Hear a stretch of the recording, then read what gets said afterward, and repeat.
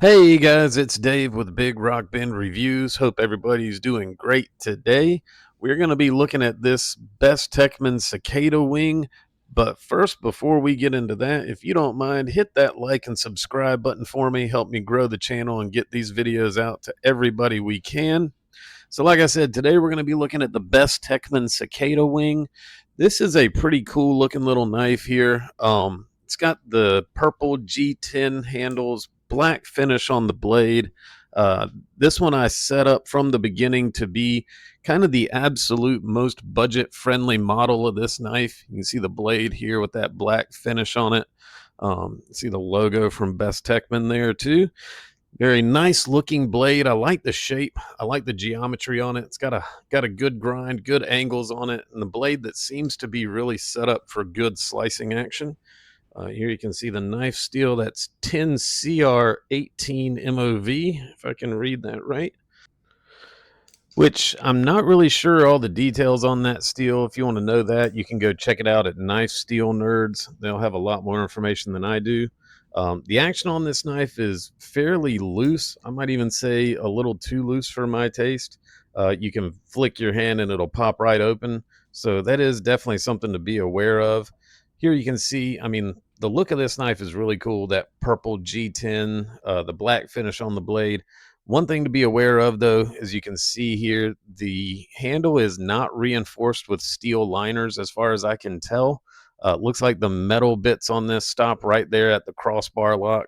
That does make for a super lightweight knife. You can kind of forget this thing's even in your pocket, really. But it does make me somewhat question just how strong those handles are. So definitely be aware of how much cross pressure you put on those. This may not really be the best knife if you're looking for something that can stand up to really hard use and abuse. Definitely something to be aware of. So here you can see I'm slicing through some thin printer paper with this knife, testing out the edge, testing out the geometry. And like I said, it is a really good cutting knife in some respects. But on lighter targets, I've found that that black finish does seem to interfere with the cutting performance a little bit. That finish has a little bit of a texture to it. It's almost like a gritty feel on it. And especially on lighter targets like this thin printer paper, it seems to cause just enough friction to catch and it'll actually tear instead of cutting through it. You have to be super careful just what angle you come at the target. You can see here, starts off good and then catches and tears pretty much every time. And I tried a whole lot of different angles, different attack angles on the paper, different ways of slicing into it. And no matter how I tried it, it did seem to go about 2.5 inches in, and then you'd get a good tear on it. So definitely something to be aware of, especially on lighter targets. That finish can interfere. So it is an easy cutting knife in some respects, but in others, like I said, just maybe not the best setup on this. I will say I picked the options of this knife specifically to get the least expensive model. So I may go back and try to set one of these up with one of the regular satin finishes on the blade to see if that has an effect. Um, just to do kind of a comparison maybe. But with this specific setup, it does seem to not do the best on lighter targets. But you can see with this heavier cardboard, it cuts right through there. So if you're working on a harder, stiffer target, this blade actually does really well. Like I said, that fine edge and the thin blade stock combined to make a really strong cutting knife. You just have to kind of play with it a little bit on the lighter targets there. And you can see in the light how the finish is starting to wear.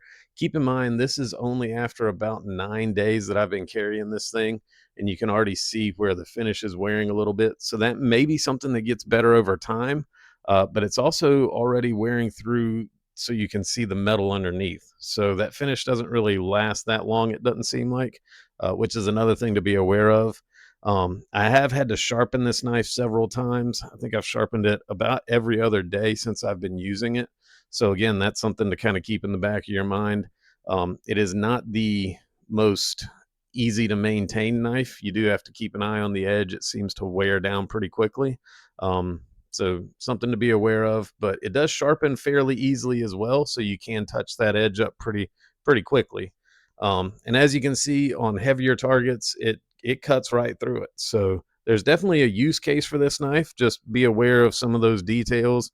Like I said, super nice looking knife. Love the aesthetics on it, the shape, the lines. Um, but after about 9 days, I'm still kind of on the fence a little bit, maybe.